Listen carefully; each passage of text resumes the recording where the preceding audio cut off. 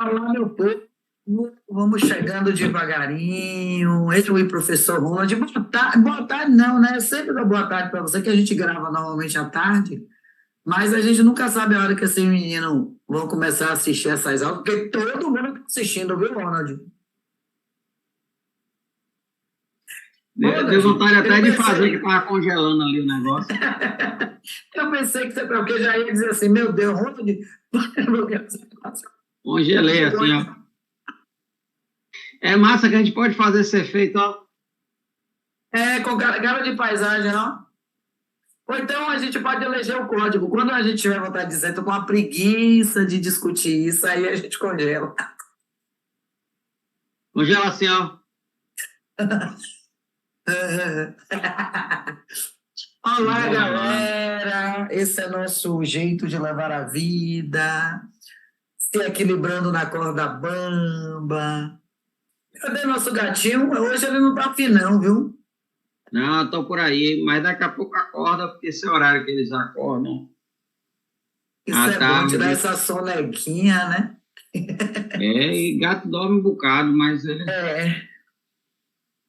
Bom, galera, essa é uma tela que a gente coloca aí, que é conhecidíssima. Talvez essa seja uma das fotos mais conhecidas das pirâmides, da única maravilha do mundo antigo que ainda existe, né, Ronald? Porque todas as outras seis, o Colosso de Rhodes, o Jardim Suspenso da Babilônia, Farol de Alexandria. Bom, enfim, essa é a única que ainda está aí, e essa daí parece que vai ficar aí por muito tempo ainda, né? Essa é uma das sapiências do povo egípcio, né? E é engraçado, né? Porque um lugar bem adverso, né? Sim, Um lugar que tem muita tempestade de areia, muito sol, muita coisa que poderia já ter. Mas também, sucumbindo, né? é, mas também o ser humano aí não resolveu destruir, né? Tem esse lado também. É, a gente sempre volta a essa questão, né? Não é uma questão só de existe porque é forte. É uma questão também de que existe porque tem todo um processo de educação no entorno de conservação, de preservação, de identificação, de pertencimento, de favorecimento, porque é uma economia que gira aí, não é uma economia muito densa de não só de turismo, mas da questão historiográfica, da questão, meu Deus, do berço da civilização também, né? A Idade Antiga tem muito essa questão da gente estar voltando às ancestralidades, que são múltiplas. Então, assim, eu acho que esse ponto que você traz é muito importante. Se destrói muita coisa importante, porque a gente não tem a preocupação de falar da importância das coisas, né?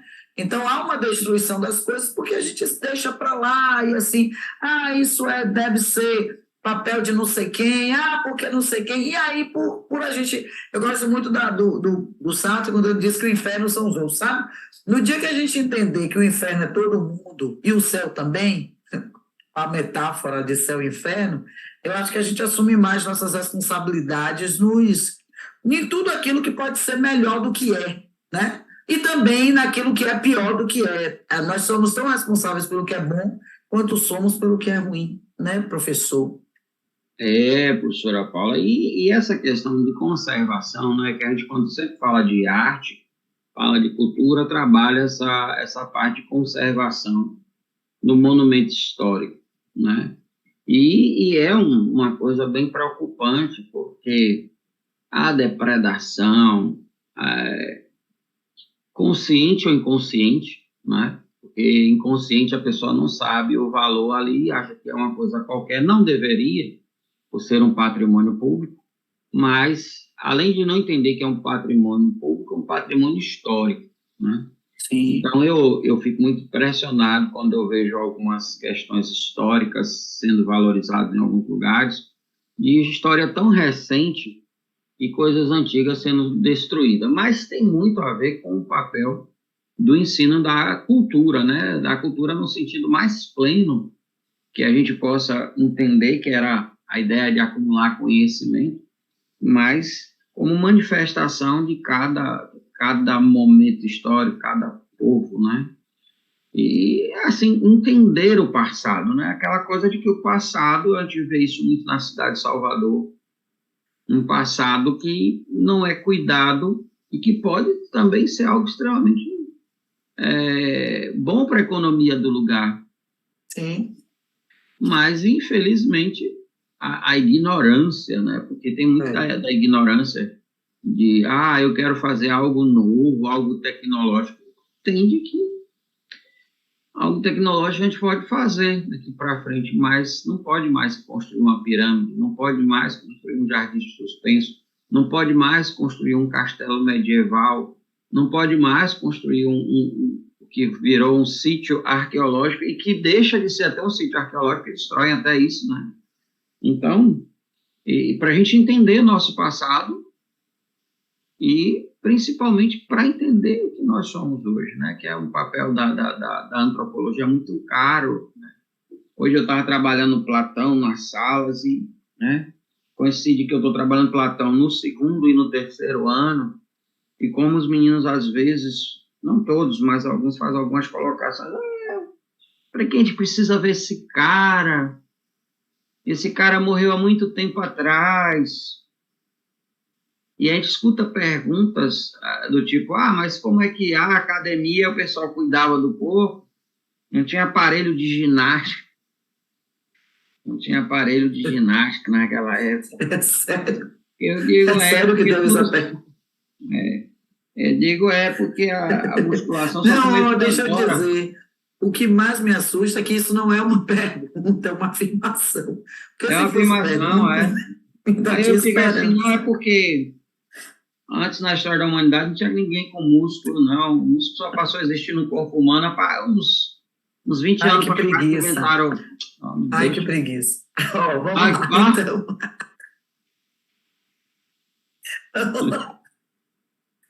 Gente, então, né?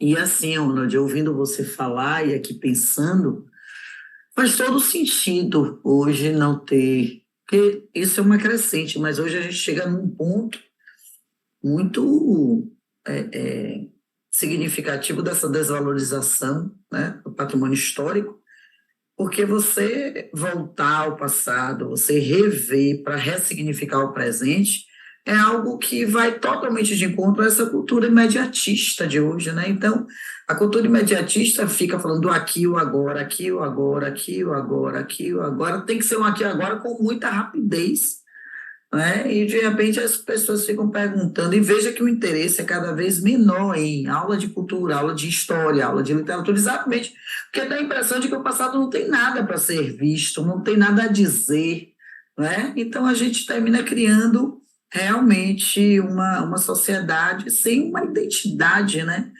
É uma coisa que faz muita falta saber quem somos, de onde viemos, né? Para então definirmos para onde vamos, né? Então, assim, a gente fica lendo, né, a linguagem hieroglífica, a gente fica vendo as esfinges, e muitos alunos perguntam quanto valeria, né? Quanto valeria algo dessa natureza, que é aquilo que a gente terminou a aula passada falando, do não valor, não tem como dar, não é não valor porque não tem valor, é que tem tanto valor que não dá para calcular.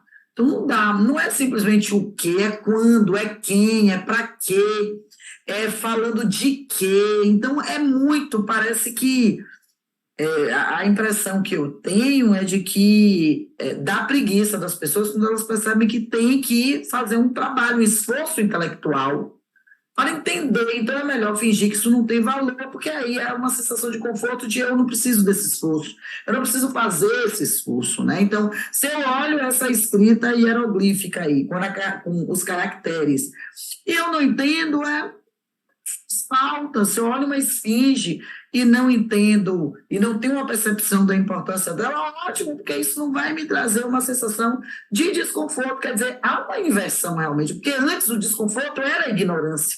Agora o desconforto é o saber, é o conhecimento. Então é uma sociedade meio estranha, já que o homem ocupa o topo da pirâmide exatamente porque tem telecéfalo desenvolvido, né? Exatamente porque tem essa capacidade de ressignificar, de aprender, de questionar, e parece que a gente está gerando um processo em que a capacidade de questionar está desaparecendo, porque quem questiona é chato, né? É porque tem algumas questões que a gente pode até atribuir a uma ideia mecanicista, mas ela está muito voltada à facilidade. E aquilo que me dá trabalho, eu tendo a repudiar. E aquilo que eu não sei também, né? Eu sei tudo, que é um princípio muito louco. E aquilo que eu tenho uma certa dificuldade, eu vou ignorar. Quer dizer, a minha ignorância faz com que isso deixe de existir. Exato, muito bom. E aí deixa de existir um esforço que eu teria para aprender isso, ou me colocar no lugar socrático de que nada sei ou que estou aprendendo. É bastante complexo analisar isso, porque isso tem interferido de forma até cognitiva no processo de aprendizado, né? Você não esforça para ler determinadas coisas, para conhecer coisas novas, ou simplesmente vai na internet, busca aquilo muito de forma rápida, instantânea, mas você não quer saber muito, porque o pouco que você sabe já é suficiente, e ali dá essa sensação, acho que até de poder, que eu dou conta disso, eu dou conta daquilo, não é. E isso é muito, por exemplo, estava falando de Platão hoje com eles, e a gente falando da questão da subjetividade do que é um pensamento, do que é um sentimento. Então, por mais que você queira ali dizer, mundo das ideias, não concordo, não é questão de concordar, é entender. Porque quando a gente vai aí tocar na questão múmia, porque a gente vai saber uma múmia, não sei o quê. Até hoje ainda se aprende cientificamente com a múmia, ou com as múmias. Até hoje você tem que estudar processos que por milênios ainda não são decifrados, não são conhecidos. Então, calça a sandalinha da humildade, vamos embora. Do jeito que a gente está, não é nem mais calçar, é andar descalço, né? Porque, meu Deus, parece que há uma apologia à ignorância, sabe? E pior do que não conhecer é ter conceitos equivocados, né? É achar que conhece e se apegar a falsas verdades, que é aquilo que se chamou de pós-verdade, né? Também, e fake, e tem tanta coisa aí que. Enfim, aí a gente tem duas questões muito interessantes, né? O Ronald acabou de falar das múmias, que até hoje se aprende, né? Com esse processo de mumificação, ainda há sarcófagos sendo descobertos e túmulos e corpos mumificados, toda uma ciência de conservação de corpos que vem, às vezes são encontrados cadáveres de, nossa, milhares de anos em um estado que dá para fazer estudos bem complexos, então são coisas que eu acho que merecem que a gente, ao invés de fingir que não exista, que não existem, baixe a cabeça e reconheça, né? Então tá aí a mumificação, que é o embalsamento, que tem como finalidade a preservação do corpo do faraó, envolvendo o corpo com resina, serragem, ervas, e nessa época usava-se muito sal, né, Ronald? Porque o sal é o principal conservante, né? Ele, você tirar toda a umidade, secar, e além de você poder estabelecer ali uma certa asepsia, né? Evitar que alguns processos da decomposição se ativem.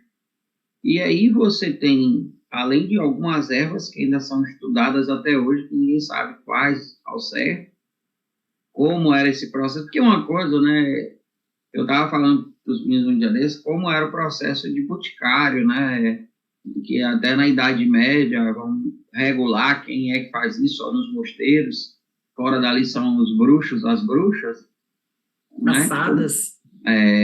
Como é que você faz isso? Então, por exemplo, eu sei que o fármaco, né, daí a palavra farmácia, a droga em grego, como é que ela era melhor utilizar seus princípios ativos, né?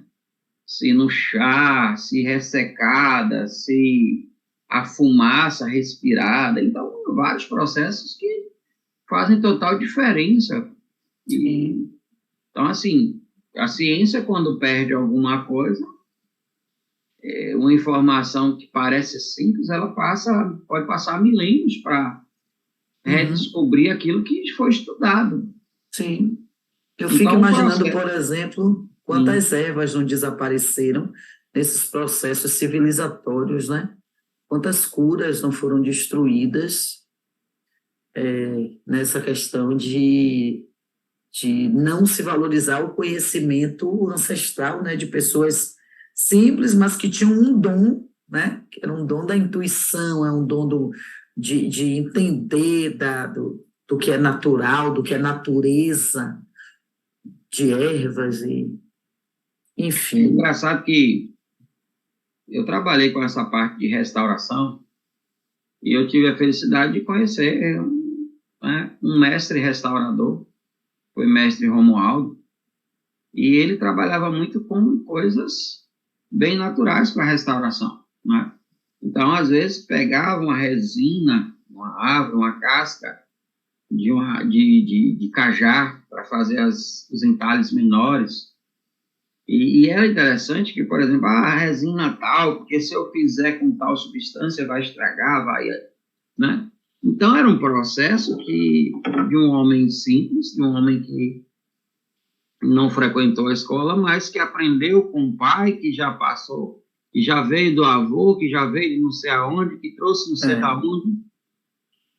Então, é aquele saber que, mas para que um restaurador? Aí hoje você vai restaurar uma igreja, como foi o caso lá da Igreja da Vitória, você vai ter que trazer gente da Alemanha, da França, para fazer isso. E a gente precisando tanto, que a gente tem tanto patrimônio, né? Enfim. Aí, no lado esquerdo, a gente tem um vaso canópico, né? Que é um recipiente, isso aparece muito, às vezes, em filmes, né? E nos estudos bem paleontológicos, vocês vão ter esses vasos com uma valorização muito grande. Imagine que era feito para esse fim. É algo feito para guardar os órgãos retirados do faraó, que é um deus, né? A gente relembra que a sociedade egípcia é uma sociedade em que o dirigente, o governante é a representação, segundo ele próprio, dos deuses na terra, em que a morte significa que ele vai retornar ao convívio dos deuses. Então, se mistura muito o que é religioso, do que é político, do que é científico, e a gente tem um expoente bastante que é muito discutido hoje, porque você tem uma sociedade egípcia que é racional, mas que é muito religiosa, né? E daria uma discussão muito legal para todos aqueles que, quando acreditam na ciência, não acreditam na religiosidade. O Egito é uma referência dessas duas coisas caminhando ali. Você tem um desenvolvimento científico muito grande e você tem a questão religiosa, inclusive do ponto de vista artístico, né, Ronald? Porque quando a gente fala de religião, e parece que falar de religião é não coabitar com a ciência, tem alguns equívocos, né? Por exemplo, o homem medieval europeu, ele era religioso, mas era supersticioso. O homem judeu e muçulmano medieval era religioso, mas era estudioso. Sim. Não é que na igreja não estudasse, tem aí que a gente generaliza primeiro. A gente está falando de um continente inteiro, né? E além desse continente. Então, se bota todo mundo no mesmo pacote, não era assim. Mas você vai ver que práticas religiosas do mundo islâmico e do mundo judaico eram práticas que eram totalmente higiênicas. Então, a purificação antes das refeições, lavar as mãos, lavar o rosto, lavar os pés, lavar os alimentos, não comer carnes cruas, não comer determinadas carnes, a própria asepsia do corpo como tal, a própria circuncisão, né? Então, você tem práticas lá que vai, né? Você pega o livro lá dos Levíticos, você vai ver práticas que são religiosas que você acha que não tem nenhuma fundamentação do ponto de vista até religioso. Mas para que isso? Para que não? Mas tem um lado também de uma sapiência. E aí você pega esse homem medieval que não é dado a questão do banho, da higiene das roupas e uma série de coisas, que morre muito mais rápido, tem doenças, né, muito sérias, enquanto o mundo islâmico e judaico tem um cuidado diferente.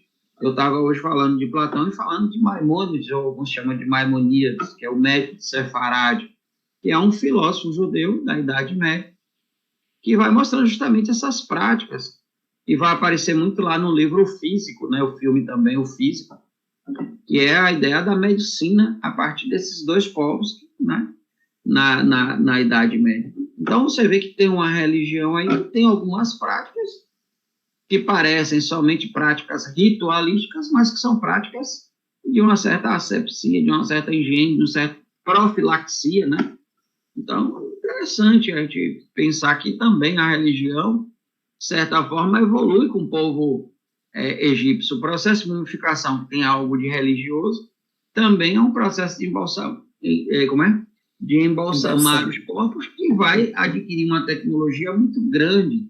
A própria pirâmide, que é um túmulo, que é um processo também religioso, vai ser um processo arquitetônico, um processo de engenharia extremamente sofisticado, até para os dias de hoje. Sim, talvez também haja um outro equívoco de se generalizar a religiosidade a partir de uma ótica de quem está falando, né? Porque nenhuma instituição investiu ao longo da história tanto em conhecimento quanto igrejas, né? Então, assim, a gente teve um mundo católico, por exemplo, um mundo cristão, que estudou muito, pode até não estudar mais hoje como estudou, mas pô, no passado, se a gente vai pesquisar, fazer, não precisa nem ser uma pesquisa muito profunda, pode ser superficial, você já vai descobrir, nossa, um universo absurdo, basta estudar a história dos papas, as formações intelectuais de alguns, não precisa nem você estudar de todos. Se for uma pessoa mais, eu só quero estudar 3. Estuda a história de João Paulo II, Bento XVI, que ainda renunciou, né? Dá uma estudadinha na formação dessas crianças, que vocês vão entender um pouquinho de que falar que a religiosidade caminha com ignorância é uma visão extremamente unilateral e focada numa falta de estudo, né? Agora, que se explora muito a ignorância na religiosidade é outra história. Aí é o processo, o processo de dominação, né? Aí a gente sai da religião para a esfera do poder político, aí vem a ideologia, a dominação, e junto com isso vem a ignorância. E quem propaga a ignorância é aquele que quer só dominar, e porque também é um ignorante, né? A tudo que está acontecendo no momento presente pelo mundo, certas correntes aí que estão propagando a questão contra a vacina, contra um monte de coisa, que processo, eu nasci na década de 70, nunca houve um questionamento, tomar vacina, tomei todas as minhas vacinas, quando eu entrei no exército, tomei vacina, que até hoje não sei que vacina era aquela. Entendeu? Então, assim, nunca houve antes, em momentos mais desprovidos de tanta informação, um questionamento para a ciência do ponto de vista leigo, né? Um leigo questionar um cientista. Então, você vê, por exemplo, a própria igreja, que as pessoas falam o período das trevas, mas também a autonomia construção da universidade, do modelo de escola, tudo que a gente vive hoje, da arquitetura. Então, assim, a gente não pode esquecer que a religião faz parte da cultura e, como tal, é um processo também de conhecimento. Agora, é preciso se separar até onde vai a religião como um aspecto cultural para a religião como um aspecto de dominação. Falando de Platão, hoje eu disse para os meninos que a Academia de Platão é uma das escolas da antiguidade que mais tempo demora ali e existe. E ela existe quase o período do cristianismo antigo todo. Ela vai começar a ser perseguida quando começa o período da cristandade, ou seja, quando os cristãos deixam de ser só cristãos para ser um império cristão. Então, aí já não dá mais para coabitar, para conviver com o filósofo. Já começa a fala do filósofo incomodar. Antes tinha um sentido. Então, aonde é que está o poder político, o poder religioso, como você falou, né? O próprio Egito, né? Quem é esse faraó? A encarnação de um Deus, um filho de um Deus. Isso é de uma coercitividade poderosa, porque imagine você não obedecer um Deus. Compromete seu mundo físico e seu mundo metafísico. Você está frito. É muito coercitivo, né? Muito. E aí, gente, nas pinturas, vou pegar o gancho aí da coercitividade artística, você vai perceber a figura do faraó e a figura dos deuses muito presentemente, e seguindo o que na aula passada a gente chamou de lei da frontalidade. Sim. Então, a lei da frontalidade está aí, claro, nessa pintura. Você vê de frente, você tem o tronco, mas repare que os braços, a cabeça e os pés ficam de lado. Então, essa é a lei da frontalidade que se segue no plano de fundo, sem tridimensionalidade. A pintura egípcia não é tridimensional, tá? A gente só vai ver tridimensionalidade começando a aparecer lá na transição entre a alta Idade Média e a Baixa Idade Média, quando você tem Giotto lá no século XII transitando para o XIII, né? Mas aí vem toda a temática que a gente estava discutindo, essa introdução toda que a gente faz exatamente para dizer a sociedade egípcia é uma sociedade ligada à religião. Então, a arte egípcia vai trazer a questão que é muito atrelada à religiosidade. Então, a vida após a morte, o faraó, que é um deus, então, é uma figura política, mas é uma figura religiosa antes mesmo de ser uma figura política. Né? A ação dos deuses, a vida religiosa. Então, essa arte muito atrelada a esses fatores culturais que Ronald traz, e seguindo o que a gente chama de lei da frontalidade. E um outro aspecto da arte é a escultura. Você tem muitas esculturas de faraós, inclusive uma das mais famosas, uma escultura, um busto de Khefren, que até hoje é muito vista, não é? E que traz essa ideia, para que a gente faz arte com os faraós? Para glorificá-lo, porque ele é um Deus, né? Imagine a gente dizendo assim, quem governa meu país é um Deus, né? Então, onde é que eu coloco? Onde é que está posicionado? Que privilégio é esse o meu de ter um Deus me guiando, né? E, ao mesmo tempo, essa arte servia para encaminhar, mostrar, preparar esse caminho de retorno. Por isso que somente faraós têm pirâmides. As tumbas dos faraós, em sua maioria, são em pirâmides. Algo a acrescentar nessa parte aí, meu amigo? Não, professor, não. É interessante que foi uma dificuldade aí na Grécia, né? A Grécia, mesmo sendo uma civilização posterior a toda essa construção, muito posterior a toda essa construção, você não vai encontrar túmulos dos grandes generais gregos, até porque eles vão cremar os corpos e, junto com esses corpos, cremar as indumentárias dos reis, né? E isso é uma concepção diferente, né? Porque, primeiro, carregada aí pela questão órfica de que esse homem fazia uma metempsicose, uma reencarnação, aquele corpo era descartado, era uma prisão do espírito que foi utilizada e que agora vai ser cremada, descartado, entregue à própria natureza, mas que não tem sentido algum ele existir ali ainda, né? Então é uma concepção diferente. E essa é uma parte que a gente trabalha, a escatologia, né, do ponto de vista teológico. A escatologia não é essa coisa que o pessoal fala da questão final, mas o estudo depois da questão da morte, que aí vem juízo final e toda a ideia que cada religião tem a sua. Então, o faraó pensava a ideia dos egípcios é essa concepção do mundo dos mortos, que a gente vai ver que nos gregos tem, mas que não depende do corpo, né? O Sheol, que os judeus chamam, ou Hades para os gregos, é uma concepção totalmente diferente aí da concepção egípcia.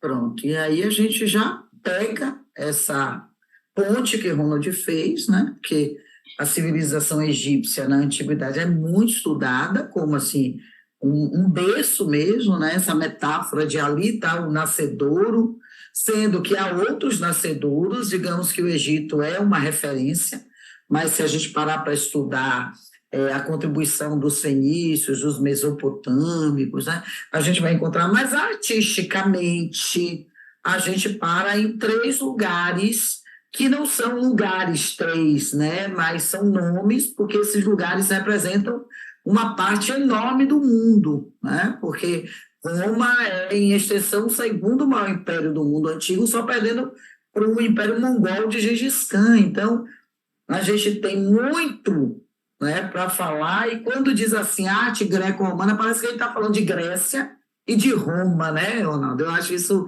interessante, porque na cabeça de quem não tem essa visão mais ampla, fica ali, eu vou para a Itália e pego Roma ali, eu vou para a Grécia, né? Então, Grécia é muita coisa, porque a gente tem que falar, inclusive, dessa expansão do Império Grego e depois do Império Romano, que engole o Império Grego, mas não engole a ponto de ter uma digestão, tanto que surge essa nomenclatura greco-romana, né?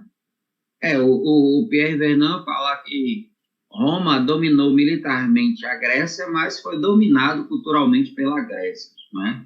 O processo alexandrino, que é um processo de assimilação cultural, ele vai levando essa cultura grega. Os romanos, quando invadem, eles terminam assimilando essa cultura grega e fazendo um processo de enculturação. Ou seja, eles terminam dando uma cara romana para o pensamento grego. Sim. Em todos os aspectos. Se você vai ler lá Homero, né, a questão da guerra de Troia, e depois a questão do retorno de Odisseu à Odisseia, você vai ter que pensar o seguinte: quem foram os troianos que fugiram lá de Troia, que sobreviveram?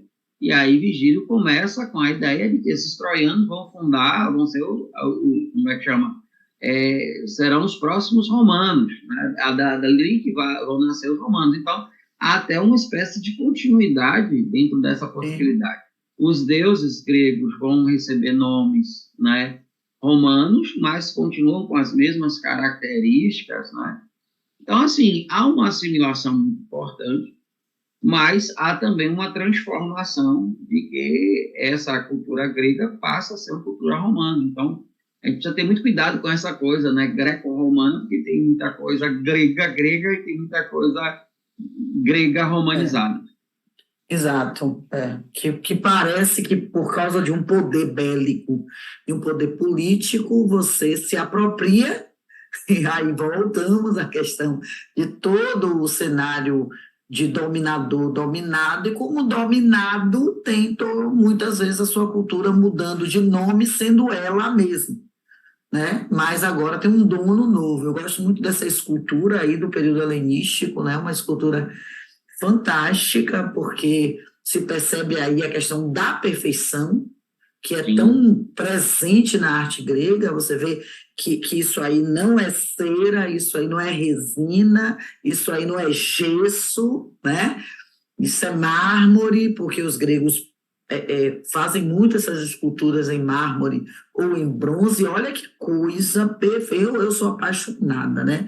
Então, é uma elaboração muito voltada para a técnica, e essa perfeição humana, né, vai para a arte. O ser humano agora é o modelo que vai gerenciar a arte, que é diferente dos egípcios, né? Porque o egípcio estava preocupado com essa reprodução humana, até porque o faraó é o deus. Então, eu gosto quando o Ronald fala, gente, que o grego, ou melhor, a sociedade grega ela é antropológica, então é uma questão que está ali de racionalidade mesmo, é o cérebro pensante, são questões de conceitos e conceitos que são aplicáveis ao cotidiano, à vida, à organização, então isso termina indo para a arte também, né? Se eu penso, eu vou colocar meu pensamento também artisticamente falando, tecnicamente falando, então ali Ronald vai falar um pouco sobre isso, essa questão do pensar, do amor pela beleza, mas a beleza como uma questão perfeição,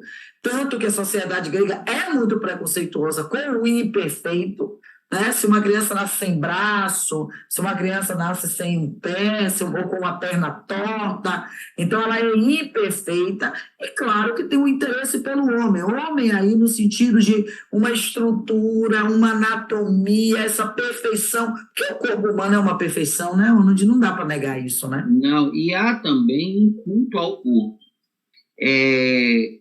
Isso é um ponto importante para a gente falar. Olha lá, sua visita lá que você estava perguntando, apareceu aí. Deu o horário certinho, ela aparece ali para tirar o outro cochilo dela. Então, veja, há um culto à anatomia e principalmente ao corpo masculino, né? É um ponto importante ressaltar. Até porque eu vieram me perguntar, mas eu tinha visto na internet, a ideia de que, mas por que essas esculturas gregas, a genitália é pequena? Gente, a preocupação não é uma preocupação com o órgão masculino, não é uma preocupação sexual, é uma preocupação com um todo, e que esse todo quer ressaltar esse músculo produzido a partir da ideia da própria academia, calistenia, os métodos que eles desenvolvem, a alimentação, o cuidado com os tipos de azeites, né, que eram os bálsamos que eles usavam nos corpos, né?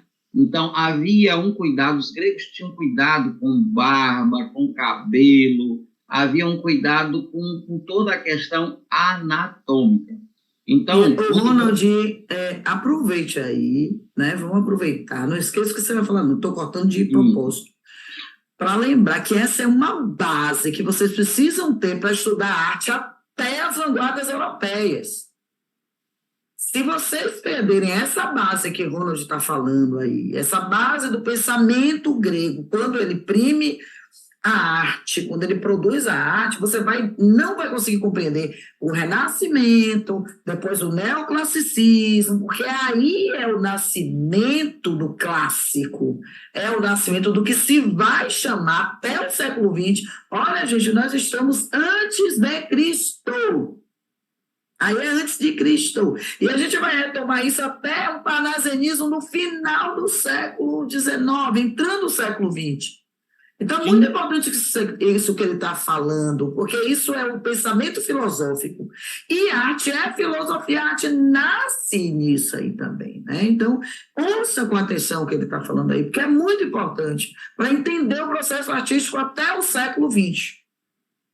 Essa concepção matemática, né, essa concepção de organização, a gente não pode esquecer que na cabeça do grego, o mundo, como a gente olha e vê, ele é organizado. A palavra cosmo é uma palavra que quer dizer organização. Né? Essa primeira organização, né, ela vem que é cosmogenia, né, cosmogonia, que é o primeiro Gênesis. Por isso que o livro da Bíblia chama Gênesis, em grego. Olha como isso é importante. Então, Gênesis é o livro que começa, né, o Bereshit, né, no hebraico. Estou ficando sofisticado. O Bereshit. Então, veja, é o começo, e só deu um começo porque teve uma ordem. Claro. E essa ordem, ela é pensada pelo homem, porque se existe algo, né, é aquele demiurgo, Platão, se existe algo fora da questão física, ela é uma questão de ordem, como pensamento, como matemática. E a simetria é importante. Você estuda o teorema de Pitágoras, base para você calcular questões geométricas. Tales, Platão. Então, há uma preocupação com a matemática, com medidas, com precisão. E o corpo vai ser pensado dessa maneira. Então, a escultura grega, ela tem uma preocupação com a anatomia. Paula falou um negócio muito interessante. O ser humano que não podia ser perfeito nessa ideia de perfeição, ele era descartado. Era um processo eugênico, purificação gênica, né? Genia, começo. Então, isso é muito importante para a gente entender. Um espartano, ele não ia criar um filho que não fosse apto para a guerra. Ele era descartado, jogado fora, quando não era morto. Ah, mas isso é muito cruel. A gente está falando de uma sociedade de homens. Se eles eram cruéis, hoje ainda existe muita crueldade. Graças a Deus que hoje existem leis, existe uma série de coisas, e existe uma coisa que os gregos inventaram, que é a ética. Então, a própria ideia de literatura, né, gente, é uma coisa fabulosa. A gente está falando de Homero, a gente está falando de Hesíodo, a gente está falando de tragédia, a gente está falando de alfabeto. Alfa e beta são as primeiras letras do alfabeto. A gente não tem nem outras palavras para explicar o que eles criaram, né? Aquilo que a gente chama de A e B vem aí dessa... Ah, mas a matemática foi... Gente, presta atenção que é uma coisa muito importante. Não é desprezado aqui. E Paula, tenho certeza, mais do que eu, ela faz isso, esse cuidado que a gente tem com a cultura egípcia, que é uma cultura africana. Ninguém está dizendo que ela foi menos importante. A gente pode até dizer que tudo que a gente vê nessa cultura grega tem um quê da cultura que veio do continente africano. Agora, é importante ressaltar, tudo aí se deu de forma antropocêntrica, antropológica, e não teocêntrica e não teológica. Então, é importante essa passagem que o grego faz do mito para o logos. Então, quando o grego está escrevendo sobre a mitologia, ele está já falando do homem, não é só do teológico, é do lógico humano. Humano, demasiadamente humano. E quando se vem pensar o mundo a partir do próprio mundo, pensar a razão a partir da própria razão, você tem algo importante aí de uma construção. E essa construção começa a ser lógica, ou como diria Aristóteles, sistemática. Então, a literatura grega ela começa a sistematizar histórias que trazem uma reflexão trágica. Né? Pensar a existência como algo que é para ser pensado do ponto de vista filosófico. E gera hoje o que a gente chama de cosmovisão. Hoje é uma palavra, cosmovisão, que tem toda a lógica, já que a gente está falando de lógica, do passado. Quer dizer, o grego não deixa a religiosidade, não deixa a mitologia, não deixa os deuses, só que ele coloca o Deus muito mais uma semelhança do ser humano, com muitos sentimentos humanos, né, e com formas eu diria até, de gerenciar, de gerir, de pensar o mundo na sua construção, na sua organização. Então, isso que você está falando assim é fantástico, porque enquanto o egípcio está lá, eu sou um deus, eu vou organizar e eu vou voltar para lá, na Grécia os deuses do Olimpo descem. E às vezes são mais humanos do que quaisquer humanos, né? Sim, e no sentido, né, eles têm poderes, mas todos os nossos vícios, todos os nossos defeitos, tudo aquilo que o homem pode ter de extremamente humano. E aí, essa literatura, que é um marco histórico, isso é importante, né? Período homérico é marcado por essa história, que por muito tempo deve pensar assim, mas por que a gente tem esse período histórico? As descobertas arqueológicas vão mostrar, de fato, que houve essa guerra de Troia, Ilion, na Ilíada, e essa guerra aconteceu num lugar que hoje a gente sabe que é a Turquia, né? Que é justamente a passagem para ali o Oriente Médio. Então, você vem pela Europa, passa as ilhas gregas, até chegar num ponto importante. Para o comércio, muito importante. Então, a guerra, ela estava ligada a uma coisa chamada talassocracia. Talassós, mares, crácia, governo. Então, quem ocupava os melhores portos? Então, a guerra contra Creta, daí o mito de Minotauro, o palácio de Minos ou do labirinto, né? Era o porto primeiro, Creta. Tem a guerra ali, conversa a civilização minos-cretense, alguns vão fugir para Ilion, que é a Troia. Dali tem um outro porto, os gregos querem ocupar aquele porto, tem toda a história de Helena, de Troia e tal.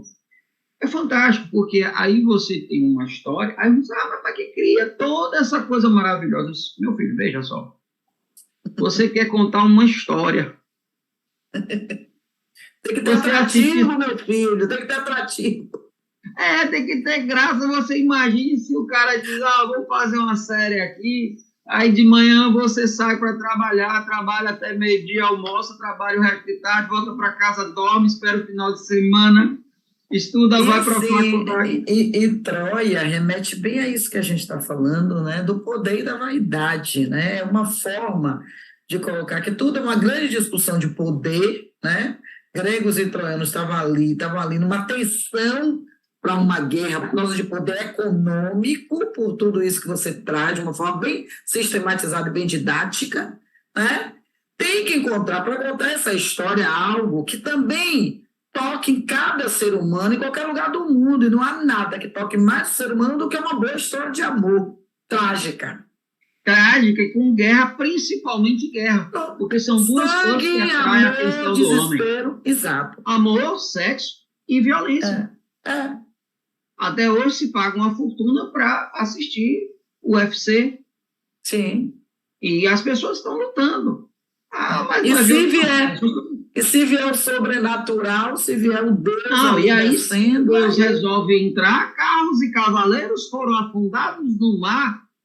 Isso é a passagem, a saída do Egito. Sim. O Senhor lutou com Moisés. Isso me traz assim tantas recordações, porque onde eu estudei no interior era uma escola que tinha que rezar todo dia, porque não que era cristã, mas porque todas as escolas tinham que fazer isso. E aí a professora de religião ensinava uma música que falava um pouco dessa história, era assim: no deserto escravo eu fui, sim, sim, ó sim, no deserto escravo eu fui, do rei Faraó. Aí vinha toda a história de Moisés atravessando o Mar Vermelho, e através da música, que foi o que a Anchieta usou muito, né? Essa coisa do lúdico, do teatro, da musicalidade, da encenação, que é grega, é bom dizer, né? É o nascedouro do teatro, da comédia, da tragédia, né? São bons em dizer, olha, o grande palco do teatro é a vida. A vida é uma grande encenação, né? Cada um, e a sociologia, a antropologia vem dizendo o quê? Que sem as máscaras a convivência é impossível. Então, agora, o problema é que tem gente que só usa máscara a tal ponto que não sabe nem quem é no final do até filme. Porque os gregos chamavam máscaras de personalidade. Então, uma pessoa de múltiplas personalidades com várias atuações sociais. Olha que bacana. Outro dia me disse assim, você não ser sempre assim. Eu falei, meu filho, já vesti essa persona, só tem essa. Já vesti. Eu já não sei até onde é persona, ou já não é mais, porque perdeu as bordas, entendeu? Tem gente que a máscara cola de um jeito que perde. Deus. Então, você é muito interessante quando a gente fala dessa questão grega, não é a Grécia em si, mas o espaço que a Grécia possibilitou dessa cultura, né? Entender Atenas no período clássico era um centro cultural e urbano. E é um espírito, né? É um espírito. É um jeito de ser. Você vai fazer um paralelo aí de Roma mais à frente, no momento áureo de Roma, você vai ter a cidade de Roma, pelo amor de Deus, a quantidade de pessoas que tem na cidade de Salvador hoje. Sim. Isso para a antiguidade, meu Deus, que é uma cidade com milhões de habitantes na antiguidade. Hoje a gente com essa estrutura urbana E eles tinham lugares de banho, eles tinham lugares, Sim, tudo eles separado. são muito bons, eles são muito bons. Então tem as estradas, todos os caminhos vai a Roma, por isso que você vai a Roma quando passa pelos caminhos. Exato. Os trocadilhos. E toda essa coisa do teatro, a arena, porque o quê? No centro do Gládio tinha areia, então lugar de arena, né? Então você tem toda a ideia da acústica, que é outra coisa fantástica. O cara falar lá embaixo, se escutar lá em cima. Sim, que haja também conhecimento científico, né? Científico, Física, matemático, a própria guerra de Filipe matemática. II, que é o pai de Alexandre, ele derrota Sim, tanto os gregos por causa da matemática. E é, Filipe II consulta os matemáticos, que eram os engenheiros da época. exato. E olha que Filipe II vem também de uma guerra, né? Então ele entra e Alexandre vai exatamente passar pela mão de Aristóteles, coisa de domínio, né? Então é um negócio muito massa. É muito legal entender história, entender arte, entender literatura, fazendo esses. Né? Porque outro dia um menino disse assim, professora, isso aí não é Roma, é. Mas você está falando de colunas, né? Você está falando de coluna grega, mas tem. Por que que Roma usa coluna também? Falei, por que, meu irmão? Esse intercâmbio de guerra é muito culturalmente forte. Você não domina só, você leva o que o outro tem. O que que Roma vai fazer? Pega a coluna e já incute os arcos, né? Ele já traz os arcos que também não eram dele, mas qual é qual é eu acho, qual é a grande mágica? Eu pego aqui o que é daquele, pego o que é desse junto, e é o que eu chamo de quê? De cópia inédita, né? Então, há um ineditismo nisso, né? De você pega ali, olha, as colunas sustentam um grande peso, né? Aí vamos colocar aqui os arcos dos etruscos, e aí coluna com arco, espaço maior, surge as arenas, quer dizer, é uma coisa que também exige um grau de inteligência, né? Não é todo mundo que é capaz de juntar coisas diferentes e dar uma terceira coisa sensacional, né? Porque a arena, né, diferente do teatro, ela segue um modelo para os esportes, para Sim, coisas que têm uma maior dimensão e que não é interpretação, né? Aí você, por exemplo, pega essa coisa de Filipe II, que é muito interessante, porque Filipe II não era grego, ele era macedônio. Para os gregos, ele era sim. meteco. Quando ele domina todas as ilhas gregas, ele vai ser o primeiro rei da Grécia, como um lugar só. Quando ele morre, Alexandre também veste essa coisa do rei da Grécia. E ele leva a Grécia para o mundo que vai dominar. Sim. Aí os romanos vêm, dominam esse espaço e também vão. É muito interessante que é aquilo que a Igreja Católica vai fazer, ao contrário de Roma, revisitando os povos bárbaros. Você vai Sim. estudar as vestes clericais, as vestes episcopais, as indumentárias dos papas, os templos da Igreja Católica, os símbolos. Você vai ficar impressionado com a quantidade de coisa litúrgica que vem de culturas tidas como culturas bárbaras e pagãs. Pagães, é. A ponto dos ortodoxos, olha o nome que eles dão, não, os orientais não se misturou tanto assim, não, por isso nós somos ortodoxos. Aí no final das contas a gente fica pensando se tudo não é uma capacidade que o ser humano tem de impor o seu desejo, né? Dando o seu É, nome a uma coisa que nem sua é, é né? a dominação, Porque né? é um prazer, é um orgasmo simbólico muito grande, né? Um Muito. regozijo você exercer o domínio E, das mais diferentes maneiras e maneiras perversas, malévolas, não é? Parece que a dor e o prazer se fundem numa antítese, num paradoxo que amálgama o ser humano. É um negócio impressionante o quanto de dor gera prazer para uma infinidade de momentos da história, até nossos dias, né? E cada vez com mais doses de perversidade. sim, É impressionante. e, Vamos lá. e, e, Hum. e é impressionante essa coisa do dominar, né? Que é do romano. Domus, a casa, o senhor da casa é o domus. Então ele faz da casa do outro a casa dele. É.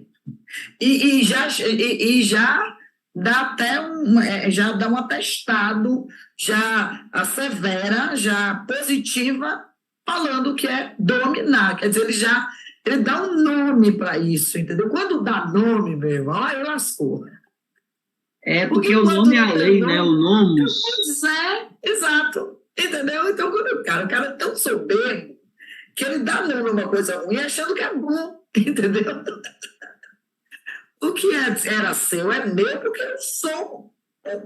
Eu usei o Epa, nome aqui, como é o nome? Aí como é o nome? Moshe, chega para Deus e diz, como é seu nome? Deus sendo Deus, se eu não tenho nome, eu sou o que sou, meu amigo. Eu sou, Basta, né? eu É o sou. eu sou. Passado, presente, futuro, o eterno, o Eu Hashem. sou. É muito É fantástico. fantástico. É lindo isso também. Bom, gente, a gente está chegando no finzinho, mas vamos fazer esse. Porque quando entra em Grécia, se vacilar, a gente fica Fica o tempo horas. todo. Porque a Grécia está aqui até hoje. Nós temos uma infinidade de coisas que derivam do grego, não só na linguagem, nos hábitos, nos costumes, nas histórias. Né? Boa parte do nosso folclore dialoga com as histórias lá do passado grego. Então, estão aí os três estilos de coluna da arquitetura grega: o dórico, que é destituído de detalhes, é o Sim. primeiro, aí o primeiro vindo da esquerda para a direita. O segundo é o jônico, que tem alguns detalhes, poucos, né? E o terceiro, que é o mais rico, que é o coríntio.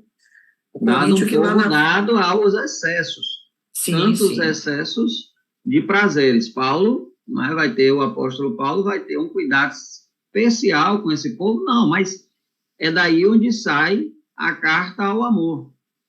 Né? Ainda Eu que falasse a língua dos falasse, homens e dos anjos, se eu não tenho, não é nem amor, né? A caridade, o ágape, que é o é, amor maior. é mais do que amor, traduzido como amor, que é mais, né? Muito Porque mais. você tem os três. É engraçado, né? Como a gente às vezes perde essa questão, né, filológica, né? Do Eros, que vai ser a paixão, o pássio, o filia, que é o frater, o amigo, e o amor maior, que é o ágape, que seria a caritas. Hoje é sinônimo de Sim. filantropia, né? Então, o amor Uhum. de Jesus é amor que dá a vida pelos seus, é aquele amor de mãe. Mãe não tem medida de sacrifício. Mãe é pânico. Aí eu lhe digo, quanta gente precisa saber disso para entender que quando diz que está seguindo os preceitos de Cristo, está falando a maior merda do mundo, né? Porque tem coisa que Cristo jamais defenderia. E com essa frase a gente se despede. Não, é questão sine qua non para deixar de ser cristão, é não saber nem respeitar o amor. Pois é. E com esta segunda frase, a gente se despede. Galera, um cheiro. É sempre bom dividir esse espaço com o Ronaldo. Não só porque eu aprendo muito, mas porque eu saio Aprendendo, mais aí se diverte feliz. um pouco, né, A Paulo? gente se diverte um pouco. E aí, na semana que vem, a gente vai fechar essa questão, porque essa introdução realmente é mais longa, para vocês entenderem a importância da cultura grega e de tudo que a gente vai falar para o decorrer das outras artes, inclusive quando é uma arte que se opõe ao modelo greco-romano. Então, a gente, para entender o que se opõe, a gente precisa primeiro entender o. Né? Eu não posso entender o que é o oposto a B se eu não conhecer B. Então, o que se opõe à cultura greco-romana só vai ser entendido se eu entendo a cultura greco-romana, tá? Então, por isso, a gente está com todo esse cuidado e na semana que vem vocês vão ter a continuidade e o fechamento da arte greco-romana, tá bom? Um cheiro, Ronald. Obrigada mais Digo uma até daqui vez. a pouco, né, Paulo? Um beijo. Daqui a pouco a gente se vê de Beijo. novo para do segundo ano.